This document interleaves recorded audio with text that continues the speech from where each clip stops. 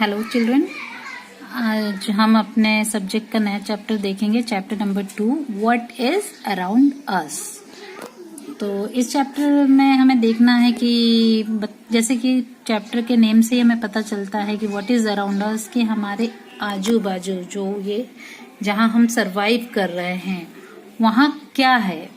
तो ये एक ज्योग्राफी का चैप्टर है जिसमें हम कुछ अर्थ रिलेटेड हम एक्सप्लेन करेंगे, डिटेल्स हमें मिलेंगी, अर्थ के कुछ पार्ट्स हम देखेंगे। तो अभी मैं रीड करूंगी, एक्सप्लेन करूंगी, तो आप ध्यान से सुनेंगे। Dhanveen was roaming in the garden with his mother. जो धानवीन है वो अपनी मदर के साथ गार्डन में घूम रहा होता है। While walking, a question arose in his mind. तो घूमते घूमते उसके दिमाग में क्वेश्चन आता है। धानविन asked his mother. तो धानविन जो है अपनी मम्मी से पूछता है What is land made up of? तो वो अपनी मम्मी से क्या पूछता है कि ये जो लैंड है वो कैसे बना है। Mother replied Do you see the sun every day? तुम ये जो सन एवरीडे निकलता है क्या उसे देखते हो? The sun too has a family which is known as the solar family. तो जो ये सन है जिसे हम एवरीडे देखते हैं उसकी एक फैमिली है जिसे हम क्या कहते हैं, सोलर फैमिली कहते हैं। Our earth is one of the member of the solar family. तो उसी फैमिली का एक जो मेंबर है वो कौन सा है, अर्थ है। The most important point is that only the earth among all member of the solar family has got the sustainable temperature, water and air to sustain living beings. तो सोलर फैमिली जो है उसमें जो प्लैनेट्स हैं उनमें से अर्थ एक ऐसा प्लैनेट है जहां पे वाटर भी है, एयर भी है और एक ऐसा टेम्परेचर है जिसके अंदर लोग सरवाइव कर सकते हैं। तो generally it is believe that part of sun which has been detached from the sun after the coalition in is earth. तो ऐसा माना जाता है कि जो ये अर्थ है वो सन का ही पार्ट है, कि जब ये कोलेशन हुआ था उसमें क्या हुआ था कि सन से जो पार्ट अलग हुआ था वो पार्ट माना जाता है कि वो अर्थ ही था। It was in the form of fire. At the time of its origin, it was in the form of a fireball. तो ऐसा माना जाता है कि जब ओरिजिन हुआ था अर्थ का तो ये भी एक आग का गोला ही था। This fireball started to cool down slowly. तो ये जो आग का गोला था धीरे धीरे वो ठंडा होने लगा। Many elements of the earth got transformed into liquid,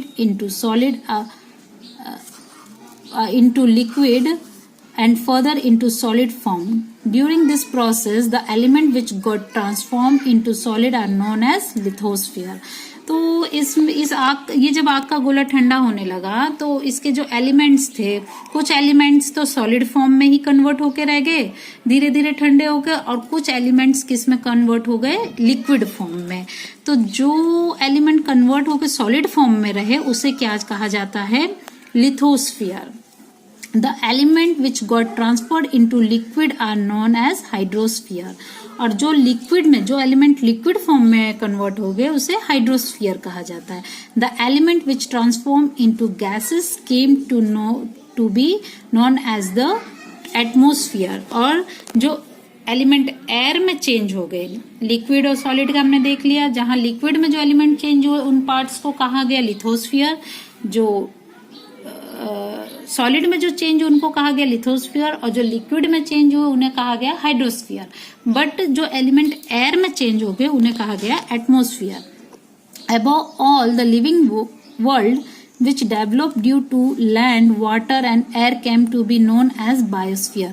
और जहां पे ये तीनों ही स्फीयर मिलते हैं, लिथोस्फीयर, हाइड्रोस्फीयर और एटमोस्फीयर, वो जगह कौन सी होती है, वो होती है बायोस्फीयर। तो मतलब बायोस्फीयर में हमको ये तीनों मिलेंगे, हाइड्रोस्फीयर, लिथोस्फीयर और एटमोस्फीयर भी। In this way the 4 sphere came into existence on the earth. तो इस तरीके से माना जाता है कि अर्थ पे 4 स्फीयर हैं, ठीक है, 4 पार्ट्स में है, लिथोस्फीयर, हाइड्रोस्फीयर, एटमॉस्फेयर और बायोस्फीयर। तो पहला जो स्फीयर है हम वो देखेंगे, आप ये पिक्चर में भी देख रहे होंगे, ये देखिए जो ओशन, जो हमारे रिवर है, वो झील है, ये लेक होते हैं, तो ये सारे जो पानी वाले हैं उन्हें हाइड्रोस्फीयर कहा जाता है। और जो हार्ड हैं, जैसे कि जहां हमारे घर बने होते हैं, ग्राउंड है, स्कूल है, तो वो क्या होता है, वो लिथोस्फीयर है। और एटमॉस्फेयर, जो ये हवा होती है, एयर होता है जहां पर, वो हो जाता है एटमॉस्फेयर। तो फर्स्ट लेयर हम अपना देखेंगे lithosphere. The sphere on which we live is known as the lithosphere. वो स्फीयर, वो हिस्सा जिस पर हम रहते हैं, उसे क्या कहा जाता है, lithosphere. Litho means rock and sphere means layer. तो लिथो मीन्स क्या होता है, रॉक होता है, और स्फीयर मीन्स क्या होता है, लेयर। तो the upper layer of the earth is made of soil and solid materials like rock. तो अपर लेयर जो है अर्थ का, वो क्या है, मिट्टी से बना हुआ है और सॉलिड फॉर्म में है। जो पत्थरों, जो सॉलिड रॉक्स होते हैं, उनके मिश्रण से, मिक्सचर से ये बना है upper layer. Approximately 29% of the surface of the earth is covered with lithosphere. तो जो अर्थ है, ठीक है, जो ये अपना एक प्लैनेट है अर्थ, इसका जो 29% है वो क्या है, वो लिथोस्फीयर है। मतलब जहां हम रहते हैं, जहां हमारे घर हैं, बिल्डिंग है, स्कूल है, ग्राउंड है, वो 29% है। This layer is almost 64 kilometre to 100 kilometre thick. तो इसकी जो थिकनेस है, ठीक है, इसकी जो मोटाई जो होती है, थिकनेस, वो कितनी है, 64 से 100 किलोमीटर तक की है। The thickness of the lithosphere is not the same everywhere on the earth. तो इसकी जो थिकनेस है वो हर जगह इक्वल हो, ये जरूरी नहीं है। Similarly their interior and exterior do not have identical physical feature। तो इनका जो अर्थ का इंटीरियर और एक्सटीरियर जो पार्ट है, उनके जो फीचर्स हैं, वो जरूरी नहीं कि एक आइडेंटिकल या एक ही फॉर्म में हो, वो कहीं कम, कहीं ज्यादा, कहीं मोटा, कहीं पतला हो सकता है। It is mostly made up of substance like soil and rock. तो ये जो लिथोस्फीयर है मेनली किससे बना है, मिट्टी से और पत्थरों से। Land form like mountain, plateaus, plain and valley are seen on the lithosphere. तो लिथोस्फीयर के जो फीचर्स हैं उसमें मेनली क्या है, माउंटेन है, प्लेटू है, प्लेन्स एंड वैलीज है। तो माउंटेन क्या हो गया, पहाड़, प्लेटूज जो पहाड़ से छोटे होते हैं, छोटे पहाड़, प्लेन्स जो मैदान होते हैं, वैलीज क्या हो गई, जो घाटियां होती हैं। ये लिथोस्फीयर के मेन फीचर्स है। The temperature increase as we move toward the centre of the earth. तो जब हम अर्थ के सेंटर की तरफ मूव करेंगे तो टेम्परेचर क्या हो जाएगा, बढ़ेगा। The molten rock in the interior of the earth are known as magma. तो अर्थ के इंटीरियर में, अंदरूनी जो अंदर रॉक्स हैं, तो उसके इंटीरियर पोर्शन में जो पिघला हुआ पत्थर है, जो पिघले हुए पत्थर, उसे क्या कहा जाता है, मैग्मा कहा जाता है। There are many gases present in the interior of the earth which rise up the pressure and heat. तो अर्थ के इंटीरियर में बहुत सारे ऐसे गैसेस हैं, ठीक है, जो कि प्रेशर और हीट पड़ने पर वो ऊपर की ओर आते हैं। But the pressure of rock of the surface of the earth is equally strong.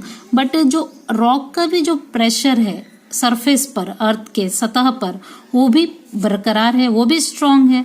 तो इससे क्या होता है, दोनों का मतलब एयर का प्रेशर अंदर से और ऊपर से रॉक का प्रेशर, दोनों का प्रेशर बैलेंस हो जाता है, जिस वजह से वो मेंटेन कर लेते हैं अर्थ खुद को। So the crust of the earth does not break. तो जो सतह है, जमीन है जो ये, वो क्या होती है, वो ब्रेक नहीं होती, नहीं टूटती है। When the balance between the two is not maintained, the crust break and volcano erupt. But जब ये बैलेंस मेंटेन नहीं हो पाता है तो क्या होता है कि ये जो लावा है फट जाता है और ये ज्वालामुखी के रूप में ऊपर आ जाता है जब एयर का प्रेशर इंटीरियर और आउटर रॉक का प्रेशर बैलेंस नहीं हो पाता। Mummy, how is the lithosphere useful to us? अभी धानवीन क्या पूछता मम्मी से कि लिथोस्फीयर जो है हमारे लिए कैसे यूजफुल है। Where can we construct our home if the lithosphere is not there? तो मम्मा क्या कहती है उनकी कि अगर लिथोस्फीयर ना होता, ऐसी सतह नहीं होती हार्ड जो सॉलिड फॉर्म है, तो हम अपने घर कहाँ बनाते। Without lithosphere how can we get water to drink? अगर लिथोस्फीयर नहीं होता तो हमें पीने का पानी कहाँ से मिलता। एग्रीकल्चर के लिए मतलब फूड्स के लिए प्लेस कहाँ मिलते, मिनरल्स इंडस्ट्रीज कहाँ पे स्टैब्लिश की जाती, जंगल कहाँ पे होते, ये सब तो लिथोस्फीयर पे ही है, सॉलिड फॉर्म पर ही है। तो ये सारे फीचर्स हैं, ये सारे यूजेस हैं लिथोस्फीयर पर। तो draw a picture depicting all the detail you observe on lithosphere based on our conversation। तो जो हमने डिस्कस किया लिथोस्फीयर के ऊपर, तो इस डिस्कशन से आपके माइंड में जो भी कुछ आता है कि लिथोस्फीयर कैसे बनता है, उसके क्या क्या फीचर्स हैं, आप एक उस बेसिस पर एक पिक्चर ड्रॉ कर सकते हैं। तो वो एक पिक्चर ड्रॉ करिएगा रफ नोटबुक में। तो नेक्स्ट भी आज के वीडियो में हमने जो अपने अर्थ के 4 लेयर्स हैं, जिसमें से एक हमने आज लिथोस्फीयर के बारे में देखा, अब हाइड्रोस्फीयर नेक्स्ट वीडियो में देखेंगे। तो यहाँ तक आई होप कि आप लोग अच्छे से समझ गए होंगे। एक बार फिर से पढ़कर और दोबारा से समझिएगा। Okay, thank you.